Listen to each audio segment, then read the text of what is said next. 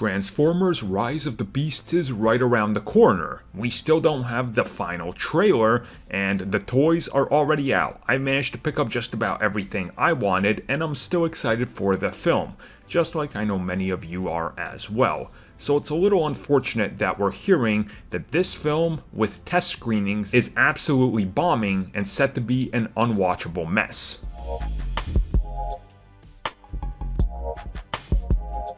Okay, so here we go. Many of you asked me to talk about this, and my initial thoughts are I'm not really surprised. Again, this report comes at us from insider Jeff Snyder, who's pretty reliable, and if you just look at his track history, you know that he's pretty reliable, all things considered.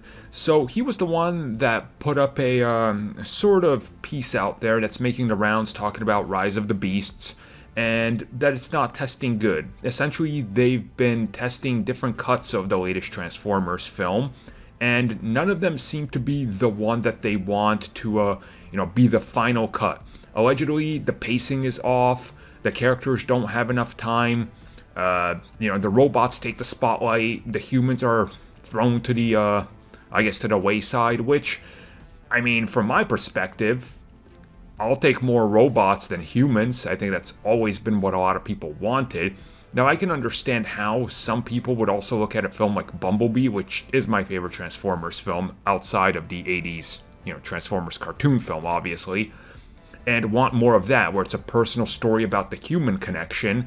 But this obviously is involving, the Beast Wars.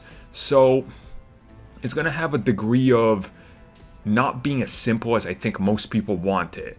Especially that it's still sort of serving as a prequel to the Bayverse films, but it looks like it's definitely setting up a soft reboot here. There's a lot to cover. So, in my opinion, I don't care about any, real test audiences or anything. To me, that's never been a factor with these films.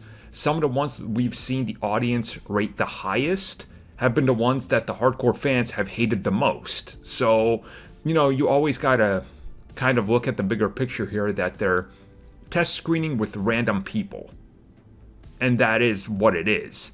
And at its core, I never really expected this to be, some sort of 85 or 90 or whatever people are expecting on a Rotten Tomatoes, or whatever they expect from a Transformers film that's gonna have the Beasts, the Predacons, the Autobots, Decepticons, and so much more going on.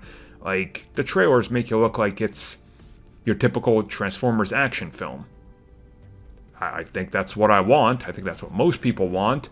And if the humans get sacrificed and they don't have much screen time, I'm pretty sure I speak for all of us that that would be beneficial to Transformers fans. It'd be like making a War for Cybertron film, or like Fall of Cybertron, and complaining that there's no humans on it. Well, yeah, they're on Cybertron. What do you want? It's the Civil War. Right? You guys see what I'm saying? So, that's why I never take these reactions too seriously. Again, I'll just bring up the Batman v Superman reactions.